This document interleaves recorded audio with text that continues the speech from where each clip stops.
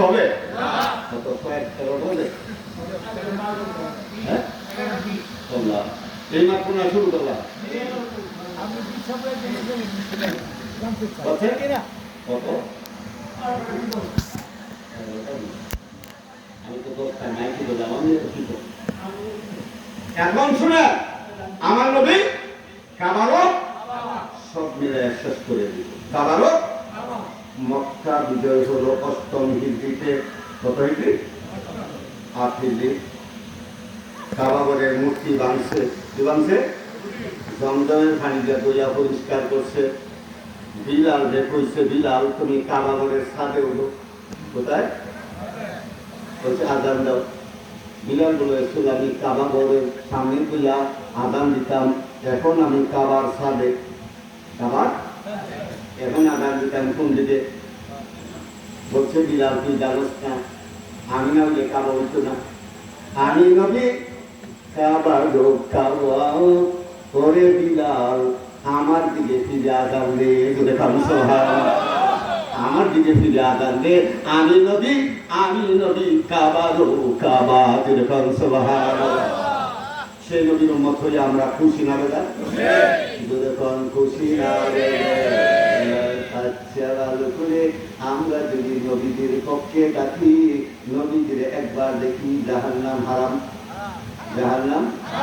জাহান্নাম হারাম নবীজি সুরত শয়তান ধারণ করতে পারে না কারণ আমার নবী নূর আমার নবী হ্যাঁ নয় দরকার নেই আর কিছু এখন আর সময় না আমি বলবো ভালো করিয়া শুনেন নবী পাঁচশনের সাথে যারা বিয়াদবি করবে ইহকাল বরবাদ পরকাল আমও যাইব সবাও যাইব বুদ্ধ করিয়া শুনিয়া নেন ভালো করিয়া শুনেন কষ্ট হইতেছে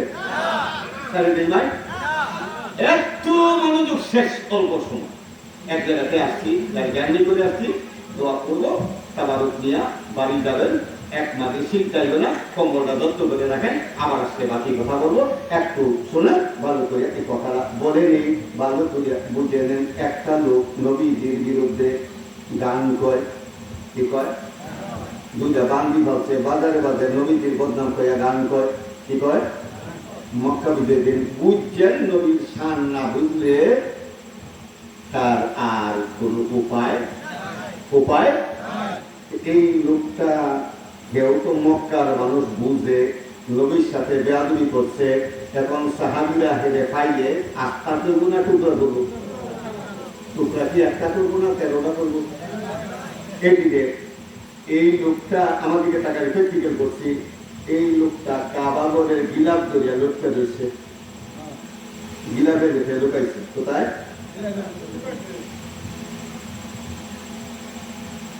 এই লোকটার আকল বুদ্ধি আছে না মক্কার মানুষ কোন জায়গার মানুষ বলছে এইখানে মশা মারা নিষেধ মশা মারা মাছি মারা নিষেধ না খালি হারাম মক্কা হেরেম শরীফে হাজিরা মশা মারা হারাম মাছি মারা ওখানে মানুষ মারা কি আরো একজন দৌড়াইছে নবীজির মাথায় যে আমাদের আর্মিরা সেনারা মাথায় লোহার তুলি করে তো লোহার তুলি ছিল মাথা বিজয় দিন কিসের তুলি আমাদেরকে তাকে আটকে ফিরে করছে সব কথা টুপিটা তুলিয়া কাবার শরীফের সামনে বসছে একজন লোক দৌড়ে এসে বলছে তার নাম ইবনে কাতাল হচ্ছে রসুল্লাহ ইবনে কাতাল কাবাগরের গিলাফে ভিতরে পলাইছে এখন কি করতাম হুকুমটা কি বলেন যে ব্যাপারটা খুব জটিল ব্যাপারটা খুব কোথায় পলাইছে রসুল্লাহ যে লোকটা আপনারা গালি দিতে এখন কাবাগরের গিলাফে ভিতরে পলাইছে কি করতাম বলছে তলোয়ারটা নিয়ে দাও এটা নিয়ে দাও তাহলে হত্যা করো জমজম কুয়া আর উপরে আমানের মধ্যবর্তী তাদের সেরুচ্ছেদ করা হলো এই যে মাথাটাই না নবীদের উপহার দিল ধরে উপহার আল্লাহ এই হলো প্রতিশোধ নবীর যে গালি দিছে তার হত্যা করা উম্মতের জন্য ওয়াজিব করলে কবুল হতো না, তারে হত্যা করা ওয়াজিব, তারে হত্যা করা কি? অথচ সে কাবার গিলাফের ভিতরে লুকায় রয়েছে।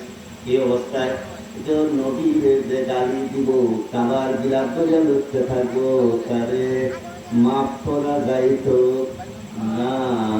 নবীর সামনে বেয়াদবি করলে তার ঈমান চলে যাব, বাকি রোজা নামাজ কোনো কামে আইতো। আল্লাহ আমাদের বুঝদান করেন, চিল্লায় করে আমিন, আরেকটু জোরে করে আমিন। এবার বুঝছেন, একজন সাহাবী উহুদের ময়দানে নবীজির মাথায় যে লোহার টুপি ছিল, পিছনে পাথর মারার কারণে লোহার টুপির কড়াগুড়ি বাইরা এখানে এখানে গাড়ির নিচে লোহার কড়াগুড়ি ঢুকে দেয়া, রক্ত বাইর হচ্ছে। কি বের হচ্ছে? মাস্টার না বুঝলে আমি হাইকোর্ট করে যাচ্ছি, এতে সুদারু বসে বুঝবেন নবীর কি শান, রক্ত বাইর হচ্ছে। কি বের হচ্ছে? রক্ত মুবারক, রক্ত। আল্লাহ তিনটা জিনিস কোরআন শরীফে হারাম করছে, উল্টা সিধা না বুঝলে মৌলবি তো কিছু কইবই। কোরআন থেকে কোরআন শরীফে ৬,৬৬৬ আয়াত, তার মধ্যে দলিল হলো ৫০০। দলিল কত? ৭০ লক্ষ করে হাদিস, তার মধ্যে ২,৫০০ হলো দলিল। ২,৫০০ কত? ৩,০০০। এই ৩,০০০ হলো হাইকোর্ট। এখন এখান থেকে যদি গোয়াল না হয়, সুদ আছে, সুদ আঙ্গুলে ডিউ দেয় না, হয়তো করবো জিটি সবাই হয়ে করবো। জিটি হাই করতে হলে কি হইতে হবো? আঙ্গুল দেয়া করিয়া সুদাইতে বা যেটা গোয়াল চৈত মাসের দিন দই বানায়, কি বানায়? লবণ দেয়, লবণ দেয় আর পানি দেয়, আর কি করে দই তার রসি টানে, যত পানি দেয় যত লবণ দেয়, গোয়াল কি বানায়? দই বানায়। করছে আমার দই, আমার দই সবচেয়ে, আমার দই সবচেয়ে ভালো, যত পানি দিবে লবণ দিচ্ছে দই হয়ে যাচ্ছে। এটা কিন্তু আপনি আমি পারতাম না। যার কাজে তারই সাথে, যার কাজে তারই। এবার আল্লাহ ঘোষণা দিচ্ছেন,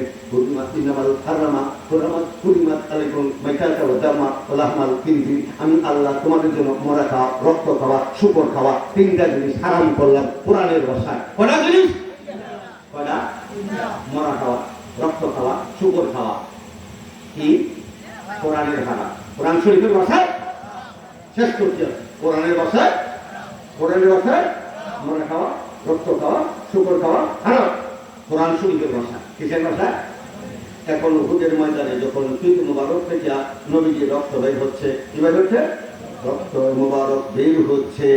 এই সময় একজন সাহাবী, বাবেও সাহাবী, ছেলেও সাহাবী, ছেলের নাম আবু সাইদ খুদরি রাদিয়াল্লাহু, বাবার নাম মালিক ইবনে সিনান। বুখারী মুসলিমের হাদিস, ভালো করে শুনেন। এবার আসছে, আমাদেরকে তাকান, আজকের ওয়াজ শেষ। মালিক ইবনে সিনান আয়েশা, রক্ত বাইর হচ্ছে। আর মালিক ইবনে সাহাবী জানি কিনা রক্ত হারাম? সাহাবীরা কি আমাদের মতো শিক্ষিত? আমাদের মতো শিক্ষিত? অনেক উঠবে, অনেক অনেক। এদিকে টাকা সবাই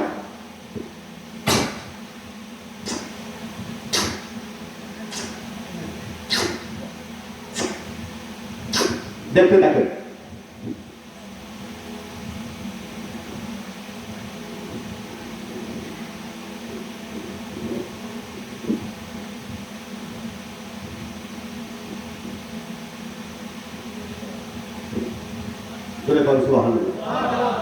রক্ত খাইছে, এবারে চাইটিয়া খাইটিয়া বিভাগে ওই জায়গাটা একদম সাদা করে গেছে। যেরকম সুবহানাল্লাহ, আরো যেরকম সুবহানাল্লাহ।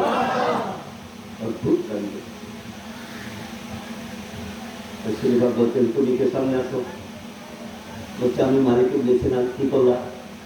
বলছে রক্ত মোবারক আমার সিনায় আমানত করছে।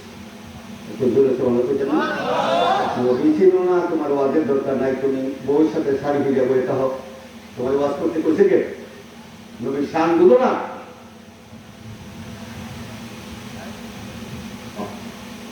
বলছে আমি মালিক গেছিলাম। কি করছো? বলছে আপনার রক্ত মোবারক তোমার সিনায় আমানত করছি।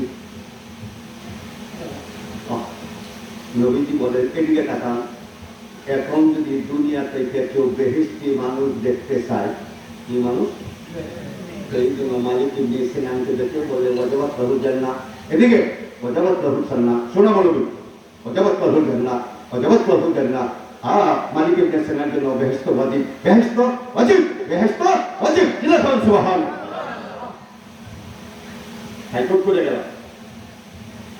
তাহলে নবীজি রক্ত মোবারক যিনি খাইলেন তার জন্য জাহান্নাম হারাম, বেহেশত বলছে। এখন যদি দুনিয়ায় কেউ নগদ বেহেশতি মানুষ দেখতে চায় তাহলে মালিক ইবনে সিনানকে যেন দেখে 3 বার বলেন তার জন্য বেহেশত ওয়াজিব, বেহেশত ওয়াজিব, বেহেশত ওয়াজিব। চিল্লান সুবহানাল্লাহ। তার নাম নবীর মহব্বত। তার নাম কি? তার নাম কি? সে নবীর উম্মত হইয়া খুশি না বেদা? শেষ আজকের আলোচনা। নবী পাক সাল্লাল্লাহু সাহাবীদের বললেন, সাহাবীরা আমরা পরে আছি না 1450 বছর পরে এই কথা বলেছে। বলছি রাসূলুল্লাহ আমরা তো আপনাদের দেখছি, আপনাদের দেখতেই মানাচ্ছি। বলছে তোমরা বলো ভাগ্যবান, তোমরা বলো আমাদের দেখছো, দেখতেই মানাচ্ছ, তোমরা সাহাবী হইছো। কি হইছ? তোমরা অতীব ভাগ্যবান, অতীব। কিন্তু এমন একটা লোক আসবে, এমন একটা সময় আসবে আমার উম্মতের কাছে আমাদের দেখবে না, আমার জন্য কাঁদবে, আমার জন্য মহব্বত করবে, দুনিয়ার টাকা পয়সা বাড়ি ঘর বিক্রি করে হলে আমার একবার দেখতে চাইব। তারা তোমাদের চাইতে 7 গুণ বেশি ভাগ্যবান। কয় গুণ? কারা কারা খুশি হয়েছেন? নারায়ে তাকবীর, নারায়ে তাকবীর, নারায়ে রিসালাত, নারায়ে রিসালাত।